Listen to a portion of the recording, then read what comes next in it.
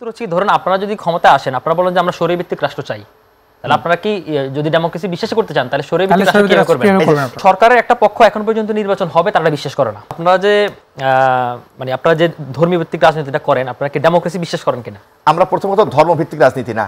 আচ্ছা, ওকে, ফাইন। আপনারা ডেমোক্রেসি বিশ্বাস করেন কিনা?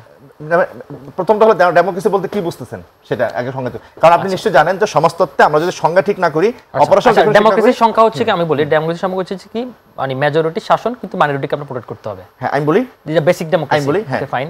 ডেমোক্রেসিকে দুই ভাবে দেখা যায়। রশিদ খানসি খুব চমৎকার করে বলেছেন।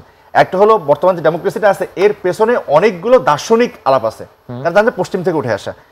সেই অর্থে আমরা ডেমোক্রেসিকে সেই দার্শনিক আলাপগুলোকে আমরা সমর্থন করি না। আপনারা কোন ডেমোক্রেসি বিলিভ করেন? ওইটাই বলি। আর ডেমোক্রেসির দ্বিতীয়ত বিষয়, ডেমোক্রেসি এটা একটা প্রসেস, একটা ইনস্ট্রুমেন্ট। সরকার কি করে গঠন হবে, সরকারের জব থেকে নিশ্চিত হবে, তার ইনস্ট্রুমেন্ট। সেই অর্থে আমরা গণতন্ত্রকে শুধু মানে বিশ্বাস করি, গণতন্ত্রকে আমরা মানি এবং আমরা চাই বাংলাদেশে গণতান্ত্রিক প্রসেসে যাক। ওকে, ফাইন। অ্যাজ এ প্রসেস আমি আপনার উত্তরটা পেয়ে গেলাম। সেকেন্ড উত্তর হচ্ছে ধরুন আপনারা যদি ক্ষমতা আসেন, আপনারা বলেন যে আমরা শরীয় ভিত্তিক রাষ্ট্র চাই, তাহলে আপনারা কি যদি ডেমোক্রেসি বিশ্বাস করতে চান তাহলে শরীয় ভিত্তিক রাষ্ট্র কিভাবে করবেন? এই প্রশ্নের ভিত্তিতে কি জানেন? জি বলেন। শরিয়া আর ডেমোক্রেসিকে মুখোমুখি আকারে দেখতেছেন? অবশ্যই মুখোমুখি। না না, এটা সম্পূর্ণ অর্থাৎ ওরিয়েন্টাল ধারণা। আচ্ছা, ওকে, আপনি সম্পূর্ণ এবার আমি একটু বলি। ওকে, ফাইন। যাই হোক, আবার আমি যেটা প্রসঙ্গে খেয়ে আর ফেললাম কি, যাই হোক আবার শুরু থেকে শুরু করি। সেটা হচ্ছে দেখুন, মানে যে ইলেকশন হওয়ার জন্য যে প্রস্তুতিগুলো বললাম আমি, সেই প্রসঙ্গের প্রেক্ষিতে আপনি দেখুন প্রত্যেকটি দলের প্রস্তুতি মানে প্রায় শেষের দিকে বা প্রস্তুতি নেওয়া শুরু করলো, একটা নির্বাচনী জোয়ার তৈরি করলো। কিন্তু আমাদের সরকার কিন্তু বারবারই বলে যাচ্ছে যে ফেব্রুয়ারির প্রথমার্ধে বা দ্বিতীয়ার্ধের মধ্যেই শুরুর দিকে ইলেকশনটা হবে। আমি যদি ধরেন আমাদের রমজান শুরু হচ্ছে ফেব্রুয়ারি 17 বা 18 তারিখ। হ্যাঁ, তো এখন সেই জায়গায় যদি হয় তাহলে ফেব্রুয়ারি 15 তারিখের মধ্যে আপনি ইলেকশনটা করতে হবে। ফেব্রুয়ারি 15 তারিখ যদি হয়, তার মানে দ্যাট মিনস আপনার 60 দিন আগে তফসিল ঘোষণা করতে হবে। তার মানে হচ্ছে কি আপনার ডিসেম্বরের সেকেন্ড উইকের মধ্যে আপনি তফসিল ঘোষণা করতে হবে। আজকে নভেম্বরের 24 তারিখ চলতেছে, এই সপ্তাহ যদি শেষ হয় তাহলে কিন্তু নভেম্বর মাসটা শেষ। তার মানে আপনার হাতে আসে 2 থেকে 3 সপ্তাহ। এখন তফসিল ঘোষণার জন্য আপনার একটা ইলেকশন আমেজ তৈরি করার জন্য ভাই যে কথাটা বললো যে এই সরকার তো আসলে ফিটনেস দেখতে পারে না নির্বাচন কমিশনে, কারণ তারা কোনো একটা 2-4টা ইলেকশনে পাইলটিং করতে পারেনি। যেটা বেটার হতে পারতো, আমি অনেকগুলো টকশোতে 1 বছর থেকে বলে আসতেছিলাম যে সেটা হচ্ছে কি আমাদের যে বর্তমান যে ব্যবস্থা, আইন শৃঙ্খলা যে ব্যবস্থা, নির্বাচন কমিশনের যে ব্যবস্থা, সেখানে তারা পুরো নির্বাচন কন্ডাক্ট করার মতো ফিটনেস তারা রাখে না। মানে যদি স্থানীয় সরকারটা রাখে, কারণ আমাদের স্থানীয় সরকার একটা বিশাল একটা লোডের ব্যাপার।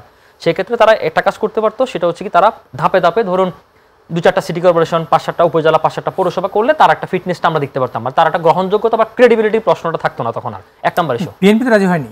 না না, বিএনপিকে তো আপনি বিএনপি সেটা বলেন, বিএনপি সেটা বলছিল, বিএনপিকে বলা হচ্ছিল যে পুরো স্থানীয় সরকার করতে, বিএনপি সেটাতে অপোজ করছিল। এখন শুনেন, এখন হচ্ছে কি ধরেন তারপরে আসেন এটা করে নাই না, টেস্টিং আপনি যেভাবে পাইলটিংটা বললেন যে কিছু কিছু মডেল ধরে, সেটা কিন্তু আলোচনা সেটা তো প্রস্তাব তো কেউ দেয় নাই, কেউ দেয় নাই। শুনেন, এখন হচ্ছে কি ধরেন তারপরে আলাপ আসেন। এখন যদি আপনি ধরেন ইলেকশনটা আপনি করবেন, ইলেকশনের কিন্তু নানা ধরনের প্রস্তুতি থাকে। ধরুন আপনার এখানে ভাই যেটা বললো যে আওয়ামী লীগের ঢামি দিতে আমাদের ইলেকশন করতে হবে, এখানে আপনি যে সর্ট আউট করা, সে প্রিজাইডিং অফিসার থেকে শুরু করে বিশাল, মানে আমাদের কয়েক লক্ষ তো পোলিং এজেন্ট দেওয়া লাগে। এখন প্রত্যেকটা আসন, প্রত্যেকটা কেন্দ্র, প্রত্যেকটা বুথে আপনার ধরেন সবাইকে ট্রেন আপ করা, বা গত 20 বছর ধরে তারা তো আসলে ইলেকশন কিভাবে করতে সেটাই জানে না। এখন তাদেরকে ট্রেন আপ করার জন্য তো আপনি কোনো দৃশ্যমান প্রকল্প আপনার সামনে নাই। 1 নম্বর ইস্যু। সেকেন্ড ইস্যু হচ্ছে ধরুন আপনি একটা ধরুন আমাদের যে পাবলিক পরীক্ষাগুলো, আমি একটা উদাহরণ দিই। ধরেন এসএসসি পরীক্ষা, এইচএসসি পরীক্ষা, সে পরীক্ষা ধরেন 3 মাস আগে কিন্তু রুটিন দিয়ে দেয়, রেজিস্ট্রেশন চলে হয়, টেস্ট পরীক্ষা, প্রি টেস্ট পরীক্ষা চলে। এখন এখানে যে বোর্ডগুলোর যে প্রস্তুতি, শিক্ষা মন্ত্রণালয়ের যে প্রস্তুতি, সাথে শিক্ষার্থীদের প্রস্তুতি থাকে। এখন আমাদের নির্বাচনের ব্যাপারটা এরকম হয়ে গেছে যে শিক্ষার্থীরা প্রস্তুতি নিচ্ছে কিন্তু বোর্ডটা আসলে প্রস্তুতি নিচ্ছে না। এখন ধরুন আপনার বিষয়টা এরকম না যে আমি আজকে ঘোষণা দিলাম, কালকেই তোমরা সব রেডি হয়ে যায়, কালকে বললাম আর হয়ে গেল। ব্যাপারটা এরকম না, যেটা আজকে বলার সাথে সাথে কালকে তৈরি হয়ে গেল। এখন আপনার হাতে সময় আছে 16-17 দিন। এখন এই 16-17 দিনে এখন পর্যন্ত দৃশ্যমান কিছু দেখা যায়নি। গেল সেকেন্ড ইস্যু। থার্ড ইস্যু আপনার দিকে আমি আসি এবারে। ধরুন এখন তো একই কথাই বললেন। থার্ড ইস্যু আবার আপনাকে আসে, মানে তার সরকারের মধ্যে দৃশ্যমান সেই প্রস্তুতি আমরা দেখতে পারতেছি না। এখন তার চেয়ে বড় মেজর ইস্যু হচ্ছে ধরুন ইলেকশন যে ফেব্রুয়ারিতে হবে এই বিষয় নিশ্চিত না। আমার কথা হচ্ছে সেটা টু দ্য বটম লাইন হচ্ছে সেটা। কারণটা কি আসলে? কারণটা কি আমি তো জানি না। কারণ হচ্ছে সরকারের মধ্যে যে উত্তেজনা আপনি জানেন, আমরা নিশ্চয়ই আপনার কাছে কারণটা মনে হচ্ছে। আচ্ছা, কারণটা মনে হচ্ছে ধরুন সরকারের একটা পক্ষ এখন পর্যন্ত নির্বাচন হবে তারা বিশ্বাস করে না, আরেকটা পক্ষ মনে করতেছে যে নির্বাচন দেওয়া উচিত, নির্বাচন দিয়ে আমরা ক্ষমতা হস্তান্তর করবো, এটাও তারা মানতে চায় না।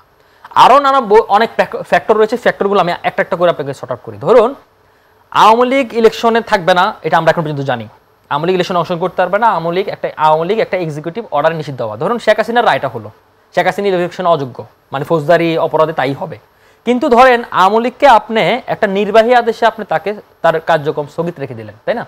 আওয়ামী লীগের ব্যাপারে যে দলীয় বিচার হওয়ার ব্যাপারে যে ট্রাইব্যুনাল গঠন করেছে সেই ট্রাইব্যুনালের কোনো দৃশ্যমানকে আপনি দেখেছেন? কোনো দৃশ্যমান কিছু হয়নি, জাস্ট তার একটা এক্সিকিউটিভ অর্ডার। এখন এক্সিকিউটিভ অর্ডার উঠানোর জন্য কিন্তু আন্তর্জাতিক চাপ অলরেডি সরকারের পক্ষে আছে, সরকারের উপর আছে অলরেডি। কিন্তু গত কয়েকদিন আগে ডক্টর ইউনূস কিন্তু বলেছেন যে আওয়ামী লীগের মানে যে নিষেধাজ্ঞা যে কোনো মতো উঠে দিতে পারে। এখন আওয়ামী লীগের যদি আপনি নির্বাহী আদেশে নিষেধাজ্ঞা উঠাই দেন, তাহলে আপনি আওয়ামী লীগের ইলেকশন থেকে কীভাবে ইনভাইট করবেন? তার মানে আপনি আওয়ামী লীগের ইলেকশন রাখতেছেন। সুতরাং এই বিষয়টা যদি শর্ট আউট না হয় এবং হুট করে ইলেকশন আগে পরে আপনি যদি ঘোষণা দিয়ে ফেলেন বা কোনো কারণে রায় যদি তারা পেয়ে যায় যে আওয়ামী লীগ যে নির্বাহী আদেশটা উঠাই নেওয়া হলো, আওয়ামী লীগ ইলেকশন পার্টিসিপেট করবে, তখন এটা কি জুলাই অভ্যুত্থানের শক্তিরা মেনে নেবে? মেনে তো নেবে না, তখন তারা তো মাঠে নামবে।